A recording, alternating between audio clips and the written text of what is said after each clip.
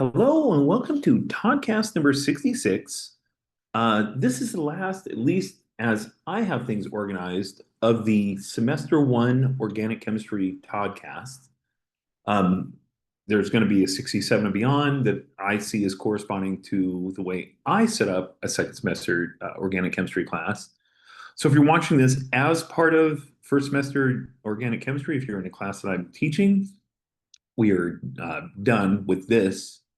If you're reviewing for a standardized test, then as you can see, it's part of a whole group of videos, and you can go ahead and look at some of the other ones that as you need based on topics. And if you're just reviewing OChem because you're taking an OChem course somewhere and you just found this uh, on YouTube on the internet, then just go ahead and just handpick the topics that correspond to your lecture. But speaking specifically to the people enrolled in a class that I'm teaching, um, this is the last of it, so I hope to tie it all together. This is a reaction we have looked at in a previous podcast when we talked about oxidation reduction reactions.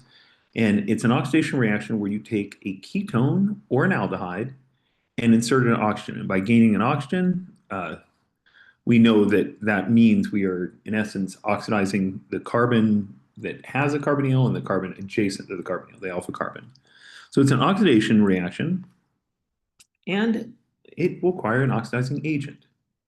So the Baeyer Villiger oxidation, depending on the conditions you do it in, I'm going to do it in protic conditions with a mild acid, but if you do it in aprotic conditions, the mechanism is slightly different. It's going to involve a migration. It's still the same end result, but you don't have the ionic intermediate, so you have some sort of strange structures.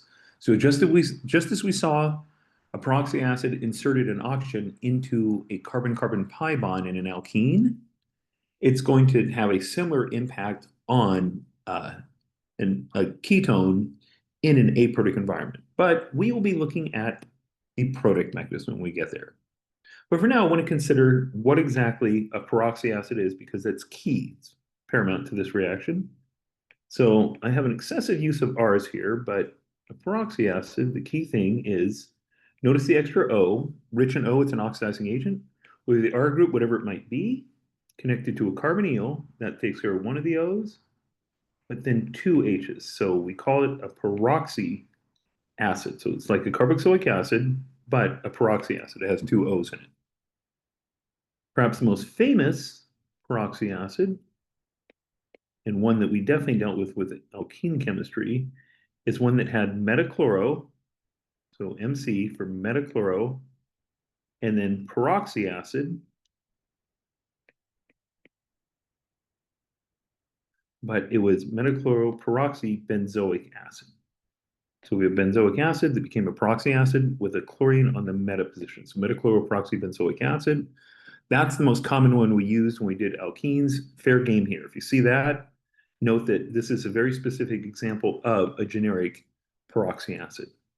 We may also at times use H2SO5.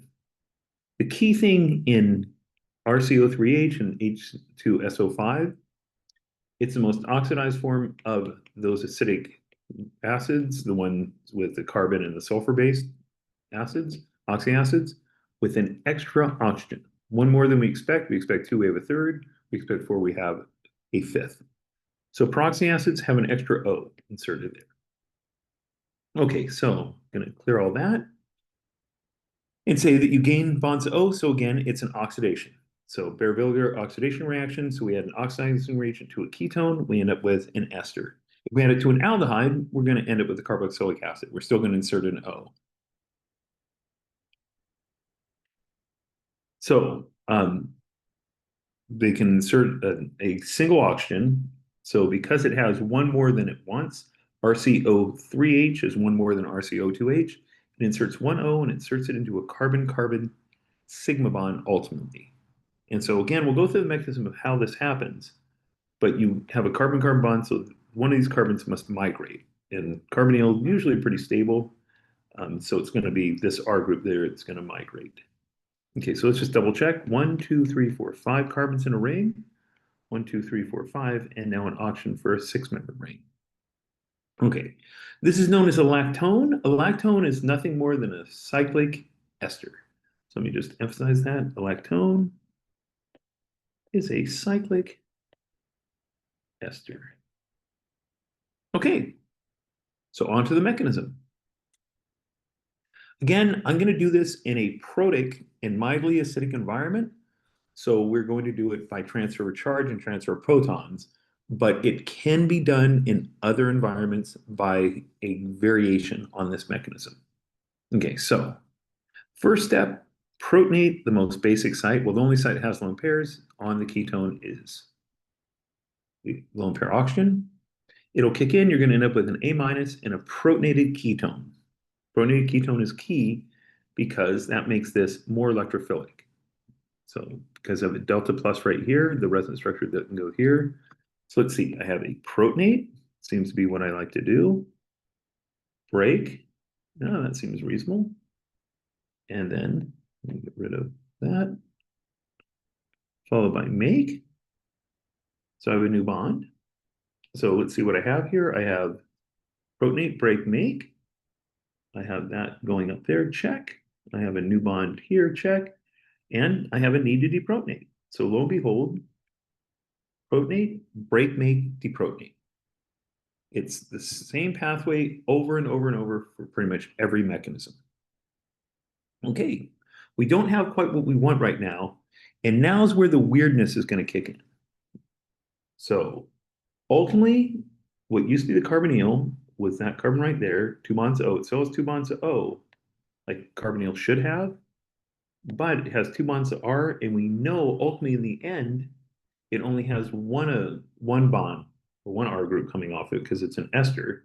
So it has to have a double bond to O, a single bond to O, and R. There's one R too many. Here is the funky part. These electrons can kick back in this R group, and it could be either one if they're symmetric, but I'm going to choose this one here because it's closer. It's going to move, form a bond with O, and this is going to kick up. So let me keep everything in the exact same place and see what I think we have. So we have R. We have an R that was there. We still have an O that's bonded. We still have an O here. So if I understand what I've done right, I got rid of that bond that was there, and I got rid of the bond that was there. So two bonds that were broken have to be replaced by two bonds that are formed. So now we have the carbonyl there. This R is now bonded to that O. So we have a plus charge on here. And I have the makings of an ester, R, acetyl, and O. Get rid of the H and it's going to be fine. And the OR. And on the other side, I have a stable carboxylate. So lo and behold, the next compound we get, let me erase my drawing and say, it works. That O migrated, or the R migrated to the O. I drew it in the same spot here, bonded like that, but that's fine. That's where it is. And then drawing the actual H as being separate makes it a little more clear. Here's your carboxylate. And so this carboxylate can deprotonate here. And so it's probably easier to have this kick in, this come up and get that O. But if it does it this way, you now end up with the deprotonated form. So we have, let me just double check, protonate, break, make, deprotonate. This is just weirdness. There's nothing going on here that I recognize in this next step. So this is especially a step I have to memorize, but it's going to end with deprotonate to make everything clear. So, woo, that's some craziness. So make, shift, break. Okay, so I think I'm on to some. The final product then, the ester and the acid. So the peroxy acid that we started with now has one less O in it. The ketone started with this, or so it started as ketone, now has one more O in it. So we just moved an O from the peroxy acid to the ester. Okay, I put equal R groups for symmetry's sake, so either one could migrate. But one of the curiosities that they did early on in studying this is figuring out which one migrated. So I want to take a little bit closer look at that. So here's an example of a proxy acid reaction. Baeyer Villiger, we add it in, and it ends up, it inserts into this bond right here. So note that in this case, it is choosing to insert into the bond between the carbonyl and a secondary carbon. In the end, it's a secondary, as opposed to the methyl. Okay, so I'm going to just make note of that. I'm going to add that to my data collection. So let me see if I understand that right. I'm going to put secondary and methyl. Okay, can do another reaction and see where it inserts. So this time, I have the same secondary one, but now I have an H. So in this case, it's choosing to insert inside with the H and not the secondary. So H beats secondary. So I'm going to put H up here. And moving left to right, I think I have some sort of system. So I'll toss another one out here. And this one went into, and although this is technically tertiary or secondary 2 carbons, but double bonds, so 3 bonds of carbon, we don't say that, we say phenyl. So phenyl beats methyl. So I need to put phenyl up here somewhere. I don't know if phenyl's going to be higher or lower than H. I don't have enough here, but I know it's higher than secondary. And then in this case, let's see, it inserts into this side right here. So that's one that's, let's see, 1, 2, 3 carbons on that one. So tertiary beat primary, not unexpected. So I know primary is going to be below tertiary. These are all clumped together. I don't know how these work. All I know is H is better than secondary, phenyl is better than secondary, tertiary is better than primary. I haven't done enough reactions yet, but if you do, you can start moving things around and figure out where they're most stable. And lo and behold, not from just this, there aren't enough piece of information. I still would need to definitively know this. I would have to note that where phenyl fits. So the things I know for sure, I know methyl is down here, below phenyl, below secondary. I know primary is down here, so I'm just taking an educated guess. So I still need to do an experiment to compare primary to methyl. I could do that.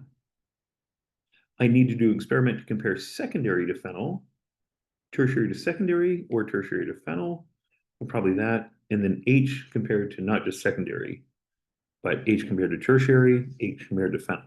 So I do not have enough piece of information to do this, but if we just trust that there have been enough chemists walking the planet over the years, that they've done all of these to come up with this relationship. So given this relationship, you should be able to make predictions of reactions. So let's leave it right here. So time to take an educated guess which side it's going to go into. 2 sides to choose from. So over here, this carbon is ultimately going to be a secondary in the end. This carbon is a primary. So I'm not counting the carbonyl, but this carbon has 1 bonded carbon, this has 2. According to this, secondary beats primary, so it should insert here. So let's see what happens. We bring it over here. According to my rules, it's going to go to the secondary carbon. So the O is going to go on that side. So it's got to form a bond here. And then this bond has to be retained. And so this isn't connected, right? So we got to flip that around, got to move that over. We do that. There we go. So it went to the side with secondary over primary. Let me get rid of my drawing. And just make note, it shows secondary over primary.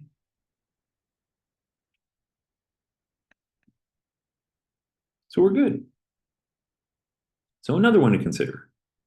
Now we have secondary and H. Okay, so that's a good comparison. We needed that one earlier. So lo and behold, we have one of these. So this, if the table's right, if I predicted things correctly, so secondary over primary, that predicted that. H over secondary, let's see if that works out. Put it in there. Let's see. Move the groups over. The O should insert here. That's prediction. Ends up, it does. That's your product. So H did in fact beat secondary. So H beat secondary. So my relationship works out. You will need to be able to make this prediction, which means you will need to know this. The weird thing is that phenyl is roughly equal to secondary. That's the one that doesn't seem to fit. But tertiary over secondary over primary over methyl is well known. That pretty much holds true for almost all of chemistry that we deal with. H being the highest and the phenyl being somewhere around secondary is the extra piece you probably have to memorize on top of what you already know. Okay, last of the reaction, cyanohydrin formation. So if you use CN minus as a nucleophile, it can attack, we already know it can engage in SN2 reactions and kick out a leaving group. It can also break the pi bond. It can attack and end up adding across here. Now there's no leaving group on here, so therefore it has to be an addition reaction. So as always, we're going to add one group to one carbon, H to the other. So just like we added to a carbon-carbon double bond when we went addition, same thing with the carbon-oxygen double bond. H goes to O, nucleophile goes to carbon. Mechanistically, deprotonate and make a good base. So I'm going to deprotonate to turn that into that. Make, break, and then protonate. Yay! Mechanism is fairly straightforward, except for the fact I put the P right in the way. Deprotonate.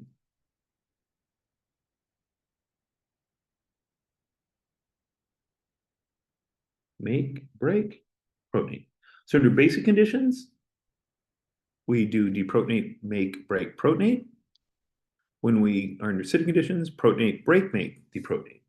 But sure enough, we have this compound. Where this will become useful, this may not seem like a very important reaction right now, but when we start getting into sugar, so sugars, I'm going to draw what's known as an aldose. In fact, I'm going to go with what's known as an aldotetrose. It is a 4-carbon sugar. If I add the CN minus, I can form a cyanohydrin.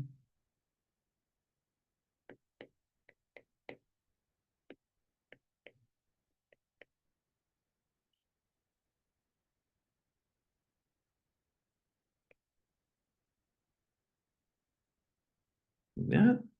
And the CN is easily converted into a carboxylic acid or a ketone.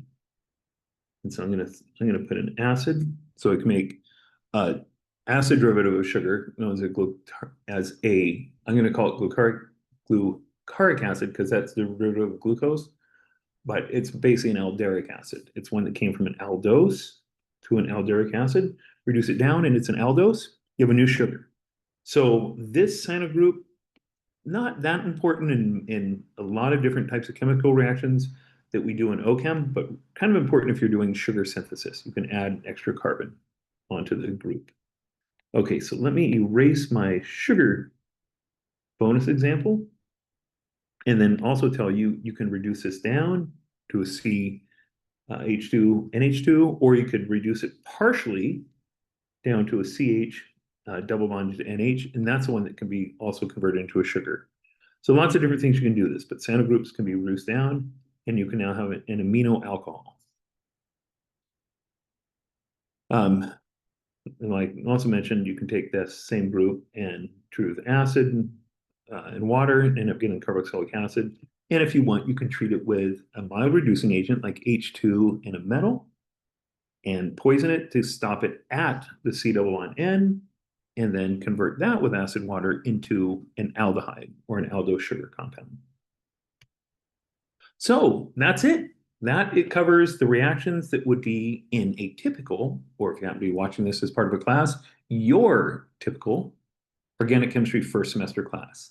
So thanks for going through these. I hope at least some of them were useful. Some things are more obvious than others, and you can study on your own and be fine. But hopefully for those who use this series as a review, You got utility out of certain videos. Hopefully, those of you who used it as a supplement to the class, you added these mixed in with lecture and found that you understood it at a slightly deeper level. And hopefully you will keep access to these so that when you study for whatever standardized test in the future, it'll prove useful. As chemistry doesn't really change. It's might be a few new reactions here and there, but they come at such a slow pace that whatever you covered for this is going to be perfectly fine for your standardized tests. So thank you. It was fun making Toddcast. I hope I've put something useful into the world. Um, it goes kind of well. I want to put a little qualifier, kind of well, with the books I've read, in case you were unaware, or written, excuse me. In case you're unaware, I have written organic chemistry books for the MCAT, and then just organic chemistry book for general review. And although one was in a more printed state, aka the MCAT books, I also did one for general chemistry and physics through a company I owned for 29 years and loved what I did, but it ran its course. Those books still float around. There is a vendor that sells the remaining surplus through the company website. If you're ever interested, they're available. There's various versions over the years of PDFs that, although, I mean, it's kind of just the way things work and don't endorse it, but it's just the way life works. So those float around. And if you ever have questions on those, please reach out to me. So again, I wrote physics books. Actually, I should qualify this.